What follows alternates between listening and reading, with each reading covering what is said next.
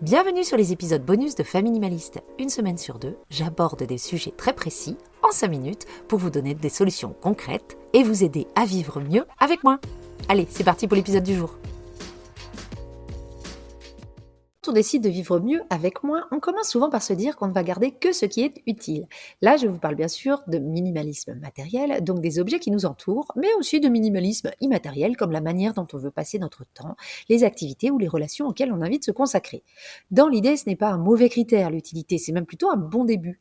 Sauf que cette question est super piégeuse car insuffisante. Déjà, utile, c'est super vague comme terme.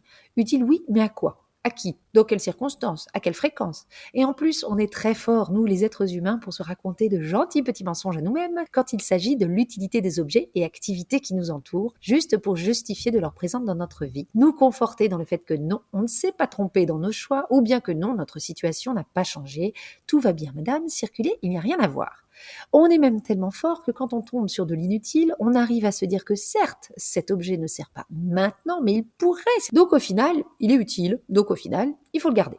Si vous voulez aller un peu plus loin dans le tri du superflu de votre maison et dans vos vies en général, je vous propose donc 3 questions qui vous aideront à aller un petit peu plus loin que le « est-ce utile ?» La première, c'est ma préférée. Est-ce que je pourrais vivre sans ? Franchement, cette question est magnifique. Est-ce que je pourrais me passer de cet objet, de cette activité, de cette pratique, de cette habitude ou autre ? La beauté de cette question réside dans le fait qu'elle nous force à nous projeter, à nous confronter au manque et à stimuler notre imagination. Est-ce que je pourrais vivre sans les chutes de tissu que je garde depuis un moment ? En quoi ça affecterait mon processus créatif, ma production, la fonctionnalité de mes créations ? Est-ce que je pourrais me passer de cette 3e guitare ? Quel problème ça poserait ? Est-ce un problème grave ou difficile à résoudre ? La deuxième question qu'on peut se poser au-delà de l'utilité est la suivante. Est-ce que je le rachèterais ? Ou est-ce que je m'investirais à nouveau si on ne parle pas d'objet ? Généralement, la réponse est vite trouvée car on met un coût en argent, en temps ou en énergie et donc on arrive plus facilement à savoir si on serait prêt à réitérer l'expérience. Si on ne serait pas prêt à racheter cette lampe qu'on hésite à garder, la réponse est toute trouvée.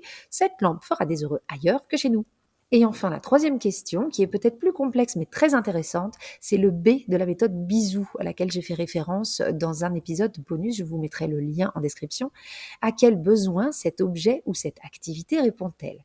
Une fois qu'on a identifié ce besoin, on arrive plus facilement à trouver des alternatives et se rendre compte qu'on a sûrement des doublons, sûrement d'autres manières plus en phase avec notre situation, nos goûts, nos envies de répondre à ce besoin.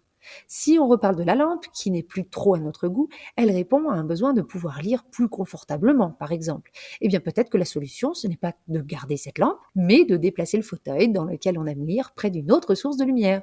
Pensez besoin avant de penser objet. Voilà pour ces 3 questions que je reprends dans la fiche méthode. Si vous en avez d'autres, n'hésitez pas à les partager en commentaire de l'épisode si vous êtes sur Spotify, ou même par message avec moi, je pourrai les partager plus tard. Et voilà pour l'épisode bonus du jour, merci de l'avoir écouté. Si vous l'avez trouvé utile, merci de le partager, de mettre des cœurs, des étoiles et des commentaires sur votre plateforme d'écoute. C'est une des meilleures manières de me soutenir dans la création du podcast. Et si vous voulez aller encore plus loin, vous pouvez même faire un don sur la plateforme Ko-fi, le lien est en bio, cela me permet de couvrir les coûts de production liés au podcast. Je vous dis à très bientôt dans un bonus ou dans un épisode plus long. Et en attendant, n'oubliez pas, vivre avec moins, c'est vivre avec mieux.